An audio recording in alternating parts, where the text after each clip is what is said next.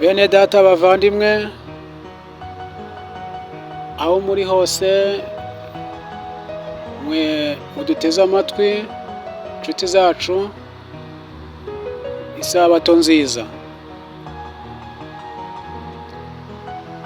Amahoro amahoro kuri mwese.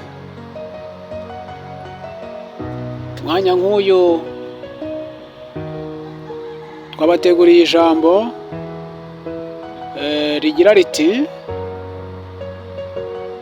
urwandiko nandikiye abakristo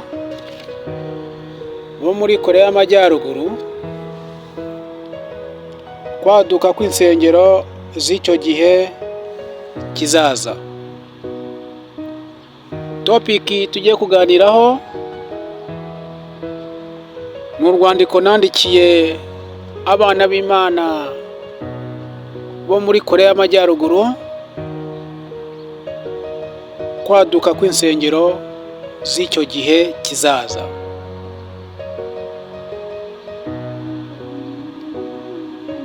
Topiki niyo tuganiraho, kwaduka kw'insengero z'icyo gihe kizaza, cyane cyane muri Korea y'Amajyaruguru. Bene data bavandimwe, inshuti z'umusaraba, mwe munkurikira uko bwije n'uko bukeye, munyemerere umwanya nk'uyu tugendane.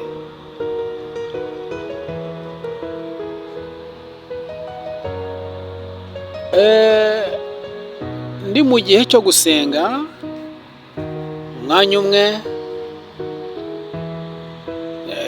nagiriwe ubuntu maze Imana inkora ku maso,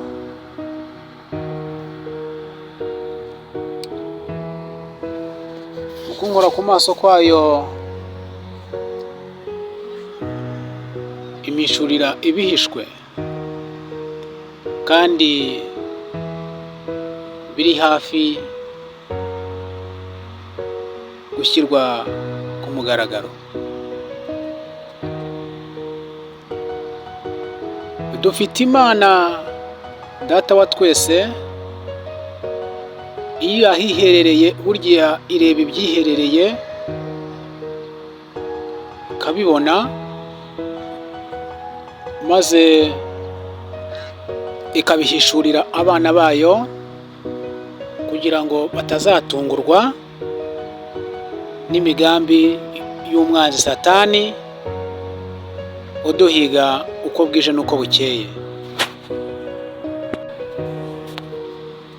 Niyo mpamvu burya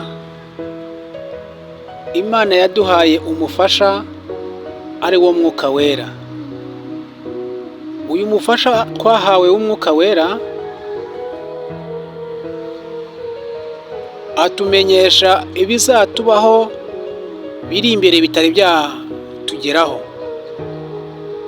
maze icyo gihe cyagera tukabasha kumenya uko tuhatambuka cyangwa uko tuhirinda. Dufite Imana rero iduhishurira ibihishwe, ibyo umwana w'umuntu atabasha kubonesha amaso y'umubiri we. Ntabwo Imana ireba nk'umwana w'umuntu. Imana yagukoze ku maso, nawe wabasha kureba ibiri muri Amerika, ibiri muri Aziya, Australia n'indi migabane. Birashoboka rwose, kuko Umwuka Wera arihuta kandi ijisho ry'Imana ririhuta. Ibi nimbivuga, kubahawe imbaraga y'Umwuka Wera, kubahagaze mu ijambo neza, ku banyakwizera bafite mu mitima yabo, barabyumva vuba cyane. Kugira ngo amen. Nk'ubwo buryo rero nanjye nagiriwe ubuntu, Imana irangenderera maze inkora ku maso, kandi ijwi ryayo rirananyongorera rirambwira ati dore ibizaba mu gihe kiri imbere muri iki gihugu cyo muri Koreya y'Amajyaruguru, ku byerekeranye n'insengero zizaduka cyangwa se zizubakwa muri iki gihugu.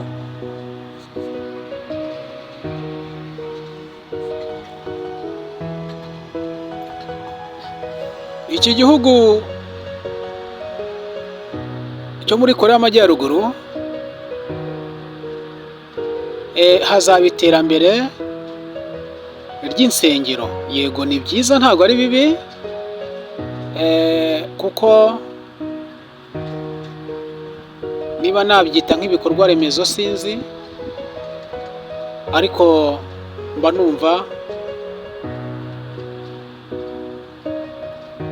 bizaba ari ibikorwa byiza. Igihugu cyubakwa mu buryo bugiye butandukanyemo, cyane ko niyo gifite amazu meza, imihanda myiza, gifite iminara, gifite ibigo by'ikoranabuhanga, gifite insengero nziza zigezweho. Urumva ko igihugu kiba cyubakitse neza, hamwe n'ibindi nawe uzi bigize igihugu. Njye rero ndivugira ku byerekeranye n'insengero zizubakwa mu mirwa igiye itandukanye yo muri iki gihugu. Bene data, inshuti z'umusaraba, hari insengero zigiye kuzubakwa hirya no hino muri iki gihugu. Izo nsengero abantu benshi bazagira ngo zubatswe zivuye mu bushake bw'Imana, ariko ntabwo ariko bizaba bimeze. Inyinshi muri zo zizubakwa zivuye mu bushake no mu mbaraga za Satani, kubera ko iyi si tuyiriho, iyi si tuyicumbitseho, turi mu byiciro bibiri. Ibyiciro bibiri uti ni ibihe? Hari icyiciro kimwe ni icy'abana b'Imana, icyiciro cya kabiri ni icy'abana ba Satani. Bene data bavandimwe, buriya abana ba Satani barahari n'abana b'Imana barahari. Hari abana ba Satani ku iyi si bahari, baba bashaka kuburizamo imigambi y'Imana mu bakozi b'Imana. Abana ba Satani barahari, bicara bashaka guhindura imikorere y'abana b'Imana, bicara barwanya abana b'Imana cyane. Barahari bameze nk'aba Goliyati, bameze nk'aba Farawo. Barahari abana b'Imana baba bashaka kunaniza abana b'Imana igihe cyose. Abana ba Satani bariho rero, kandi n'abana b'Imana barahari.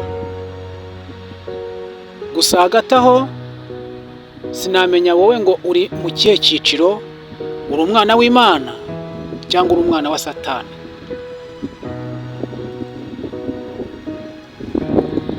Abana ba Satani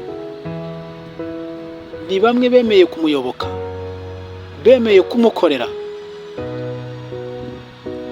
babaye abakozi be, bamwe yagize imbata ze, badashobora kumva no kumvira imiburo y'Imana yabaremye, badashaka kuyoboka Imana. Abo rero nibo twita abana ba Satani bari muri iyi si.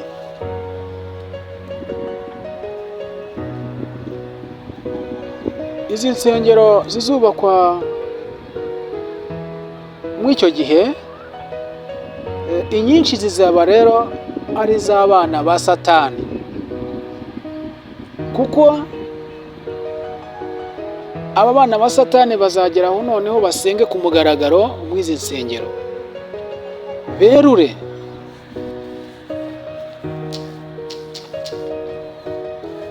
ku buryo bazajya basenga bavuga bati mwami wacu Satani, nk'uko abana b'Imana dusenga tuvuga tuti Data wa twese wo mu ijuru waremye isi n'ijuru, turagusabye rengera ubugingo bwacu, uduhere umugisha mu mbaraga z'amaboko yacu, kandi ducire inzira, utwugurura amarembo y'amahahiro, kugira ngo tubone ibitunga imibiri yacu ndetse n'ibitunga abana bacu, urubyaro rwacu waduhaye. Aba nabo bazasenga mu isengesho ryabo bavuga batabaza Satani wabo, umwami wabo Satani. Izi nsengero zizaduka muri icyo gihe, muri iyo mirwi igiye itandukanye,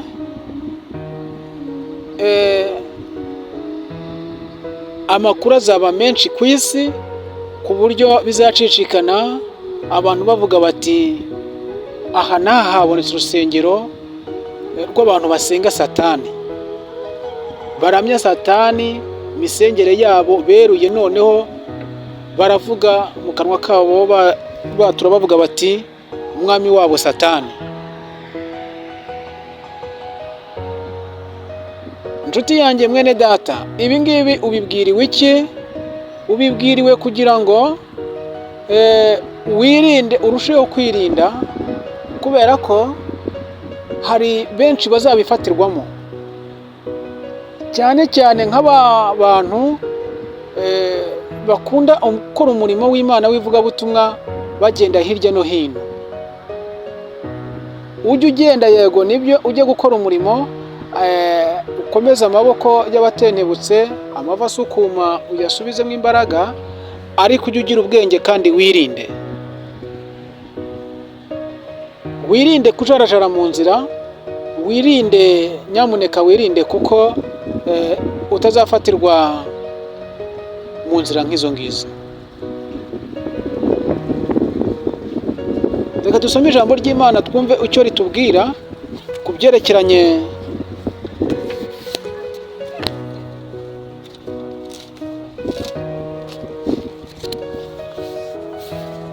no kumuvugabutumwa nk'uwo ukunda kujya gukora umurimo hirya no hino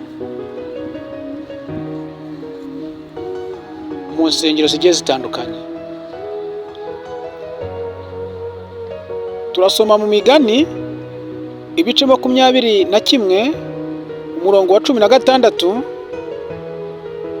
wonyine, twumve ko hatubwira. Handitswe ngo umuntu ujarajara akava mu nzira y'ubwenge azaba mu iteraniro ry'abapfuye. Umuntu ujarajara akava mu nzira y'ubwenge azaba mu iteraniro ry'abapfuye. Inshuti yanjye mwene data, wirinde nirinde kugira ngo ejo n'ejo bundi utazajya mu iteraniro nk'iri ngiri ry'abapfuye mu bintu utazi.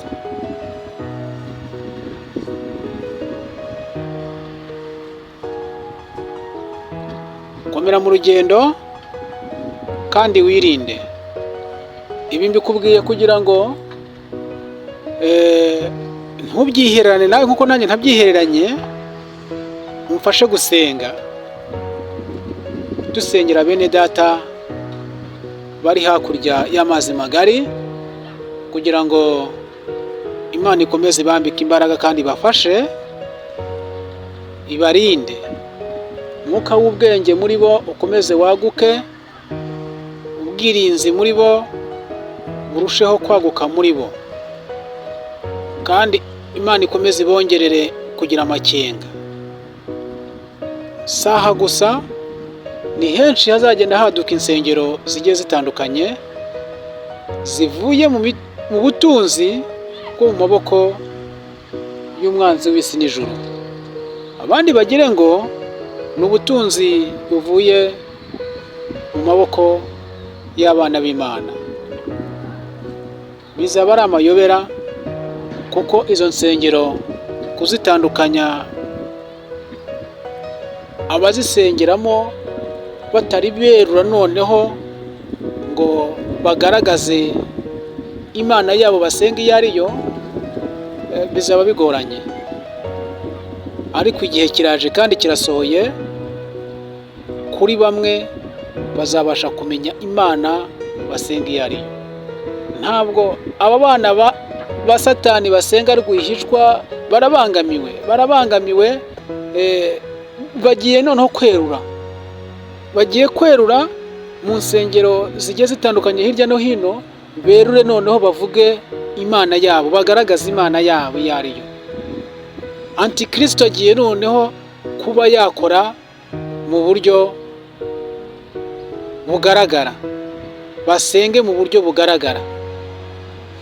Turacyari mu bihe by'amayobera, turacyari mu bihe bya rwihishwa, bagikora mu by'urwihishwa ukuntu, ariko ibi ntabwo bazabigumamo. Bazageraho noneho abakozi ba Antikristo berure bakore ku mugaragaro, kandi bagire insengero zabo zimenywe na buri umwe wese. Izi nsengero n'umusoro zizawutanga ndetse ufatika, zizaba zifite imbaraga nyinshi. Bene data, twirinde gusa, hejuru y'imbaraga za Antikristo hari izindi mbaraga. Abana ba Satani ntabwo barusha imbaraga abana b'Imana. Icyo nkundira Imana yacu, nta kijya kuba ku ntore zayo itakizibwiye, nta kijya kuba ku mwana w'umuntu, ku mukozi wayo Imana itamubwiye ati mwana wanjye dore bimeze bitya. Ahasigaye dukomerere mu mbaraga z'umwami wacu Yesu Kristo no mu bushobozi bwe. Abera bo mu isi nizo mfura Imana ireba ikishimira. Imana ikurinde, kandi neza y'Imana ikomeze ibane nawe muvandimwe ibihe byose. Amen.